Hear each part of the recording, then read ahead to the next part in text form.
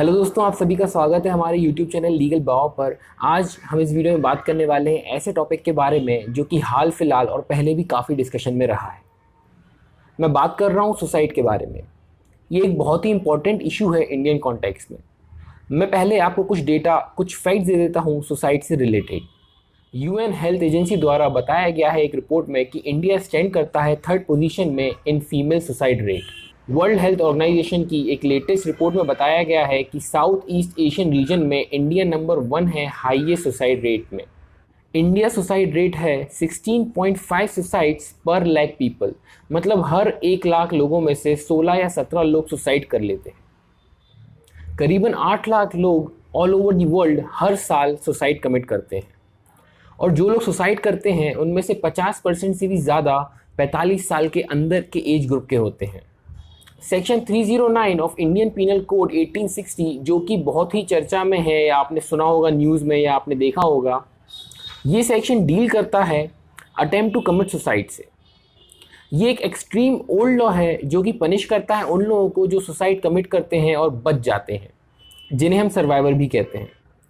मैंने इस वीडियो को क्वेश्चन आंसर फॉर्म में बनाया है जिससे आपको इसको समझने में आसानी होगी। तो हमारा फर्स्ट क्वेश्चन है कि सेक्शन 309 के अंदर किसको बुक किया जा सकता है या कौन लाइबल होगा, या इसके अंदर जो पनिशमेंट है वो कितनी होगी। सेक्शन 309 जो कि है अटेम्प्ट टू कमिट सुसाइड, ये सेक्शन बोलता है कोई भी व्यक्ति जो अटेम्प्ट करता है सुसाइड करने के लिए या ऐसा कोई एक्ट करता है जिससे ये ऑफेंस हो सकता है, जिससे ये अपराध हो सकता है, तो इसके अंदर उसमें उसको पनिशमेंट मिल सकती है 1 साल तक की सिंपल इम्प्रिजनमेंट, और फाइन वगैरह भी लगाया जा सकता है। हमारा सेकंड क्वेश्चन है कि इसकी शुरुआत कहाँ से हुई। तो मैं आपको बता दूं, ये ब्रिटिश द्वारा 19th सेंचुरी में लाया गया था। उस समय की ये सोच थी कि खुद को मारना या खुद को मारने की कोशिश करना ये एक अपराध है against the state, against the religion. हमारा थर्ड क्वेश्चन है, कई लोगों को अभी भी ये डाउट है कि उन्हें लगता है कि सेक्शन 309 रिपील हो चुका है, ये कुछ साल पहले रिपील हो गया था, अमेंड हो गया था, पर ये फिर भी अभी इफेक्ट में कैसे है। तो मैं आपको बता दूं कि ऐसा बिल्कुल नहीं है। ये सेक्शन आज भी मौजूद है आईपीसी के अंदर और बाकायदा फोर्स में है। एक्चुअली में हुआ ये था, कुछ साल पहले जुलाई 2018 में एक एक्ट आया था, मेंटल हेल्थ केयर एक्ट 2017, जिसने सेक्शन 309 ऑफ आईपीसी के स्कोप को काफ़ी कम कर दिया है, और जो अटेम्प्ट टू सुसाइड है उसको punishable only as an exception कर दिया है। Section 115 of Mental Health Care Act बोलता है कि सेक्शन 309 ऑफ आईपीसी में किसी बात के होते हुए भी अगर कोई पर्सन अटेम्प्ट करता है सुसाइड करने के लिए और बच जाता है, तो ये प्रिज्यूम किया जाएगा कि वो काफ़ी स्ट्रेस में है और उसको पनिश नहीं किया जाएगा सेक्शन 309 के अंदर, जब तक कुछ अदरवाइज प्रूव ना हो। सेक्शन 115 ये भी बोलता है कि गवर्नमेंट की ड्यूटी है ऐसे केसेस में कि वो केयर प्रोवाइड करे, ट्रीटमेंट प्रोवाइड करे, रिहेबिलिटेशन सेंटर्स बनाए जिनमें उन्हें मिल सके ऐसे लोगों को जिनने अटेम्प्ट टू सुसाइड करने की कोशिश की है, जिससे फ्यूचर में ये दोबारा ना हो, इसका रिस्क कम हो सके। हमारा फोर्थ क्वेश्चन है, क्या प्रॉब्लम्स हैं जो अराइज होती हैं इस सेक्शन के यूज़ होने पर। Chennai based psychiatrist doctor Lakshmi Vijay Kumar, जो कि मेंबर हैं WHO की on suicide research and prevention, उन्होंने बताया है कि इस सेक्शन के यूज़ होने पर जो विक्टिम होता है उसको प्रॉपर ट्रीटमेंट नहीं मिल पाता, और जो हॉस्पिटल है इसको मेडिको लीगल केस बताकर पुलिस का वेट करती है। मेडिको लीगल केस जिन लोगों को नहीं मालूम, मैं उनको बता दूं कि ऐसे केसेस जिनमें ट्रीटमेंट के साथ ही साथ इन्वेस्टिगेशन लॉ एजेंसी द्वारा भी चलती है साथ में, तो इसके अंदर वो लोग ये पता करते हैं कि कॉज ऑफ इंजरी क्या है। तो ऐसे केसेस में मेडिकल और लीगल इम्प्लीकेशन दोनों होते हैं, इसलिए इसको मेडिको लीगल केस कहा जाता है। और ऐसे केसेस में पॉसिबल है कि जो हॉस्पिटल अथॉरिटीज़ हैं वो मिसयूज़ कर सकती हैं ऐसी सिचुएशन को, और वो एक्स्ट्रा चार्जेस ले सकते हैं पेशेंट से, विक्टिम से, पुलिस से इस चीज़ को छुपाने के लिए।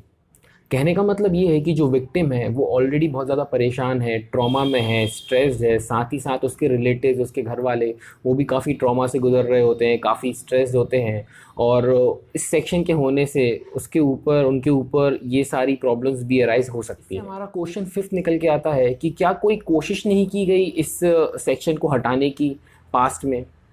तो मैं आपको बता दूं कि प्रोसेस तो बहुत सालों से चल रही है। 1971 में लॉ कमीशन ने 42nd रिपोर्ट में ये रिकमेंड किया था कि सेक्शन 309 ऑफ आईपीसी को रिपील कर दिया जाए। आईपीसी अमेंडमेंट बिल 1978 राज्यसभा से पास भी हो गया था, पर जब तक ये लोकसभा से पास होता पार्लियामेंट डिसॉल्व हो गई और जो बिल था वो लैप्स हो गया। 2008 में लॉ कमीशन ने उसकी 210th रिपोर्ट में कहा कि अटेम्प्ट टू सुसाइड केस में मेडिकल हेल्प की ज़रूरत है, साइकाट्रिक केयर की ज़रूरत है, ना कि पनिशमेंट की। मार्च 2011 में सुप्रीम कोर्ट ने भी पार्लियामेंट को ये रिकमेंड किया कि इस सेक्शन को, सेक्शन 309 ऑफ आईपीसी को, इसको डिलीट कर देना चाहिए। 2014 में गवर्नमेंट ने डिसाइड भी कर लिया था सेक्शन 309 ऑफ आईपीसी को ड्रॉप करने के लिए, जब 18 स्टेट और 4 यूनियन टेरिटरीज़ ने लॉ कमीशन की रिकमेंडेशन को सपोर्ट दिया था। पर ये जो मैटर है ये कोई लॉजिकल कंक्लूजन पर नहीं पहुंच पाया। ये तो हमारे क्वेश्चन आंसर्स थे। अब मैं आपको बताने वाला हूँ अटेम्प्ट टू सुसाइड से रिलेटेड क्या केसेस हैं जो पास्ट ईयर्स में सुप्रीम कोर्ट ने जजमेंट्स दिए हुए हैं और अभी क्या पोजीशन है। पहले हम जिस केस के बारे में बात करने वाले हैं वो है P Rathinam versus Union of India 1994। इस केस के अंदर सुप्रीम कोर्ट के 2 जजेस की डिवीजन बेंच बैठी थी, जिन्होंने ये कहा था कि सेक्शन 309 जो है वो अल्ट्रा वायर्स है फंडामेंटल राइट्स का, जो कि आर्टिकल 21 ऑफ कॉन्स्टिट्यूशन में दिए हुए हैं। इसमें कहा कि सेक्शन 309 जो है वो काफ़ी इरेशनल है और इसे स्टैच्यू बुक से निकाल देना चाहिए। ये कोशिश करता है वापस से पनिश करने की उस पर्सन को जो ऑलरेडी बहुत ही ज़्यादा पेन में है। इसके बाद जो हमारा अगला केस है वो है ज्ञान Kaur versus state of Punjab 1996। इस केस के अंदर जो पी रतिनाम वाले में जो सुप्रीम कोर्ट का जजमेंट आया था उसको ओवर रूल कर दिया और कहा कि राइट टू लाइफ जो है वो इंक्लूड करता है राइट टू डाई या राइट टू गेट किल्ड को। इसमें कोर्ट ने आगे कहा कि जो सेक्शन 309 है आईपीसी का वो ना ही वॉयलेटिव है आर्टिकल 21 का, ना ही आर्टिकल 14 ऑफ इंडियन कॉन्स्टिट्यूशन का। कोर्ट ने कहा जो ये राइट टू लाइफ है ये एक नेचुरल राइट है जो कि आर्टिकल 21 में दिया हुआ है, पर सुसाइड एक अननेचुरल टर्मिनेशन है, इसलिए ये इनकॉम्पेटिबल है एंड इनकंसिस्टेंट है। और इसमें यह भी बताया कि राइट टू लाइफ इंक्लूड करता है right to live with human dignity को। और इसके अंदर एक बहुत ही ज़रूरी चीज़ कि यूथेनेशिया को इसमें अलाउ किया गया था, वो भी only by way of legislation द्वारा यूथेनेशिया इसमें अलाउ कर दिया गया था। हमारा अगला केस है Aruna Shanbaug versus Union of India 2011।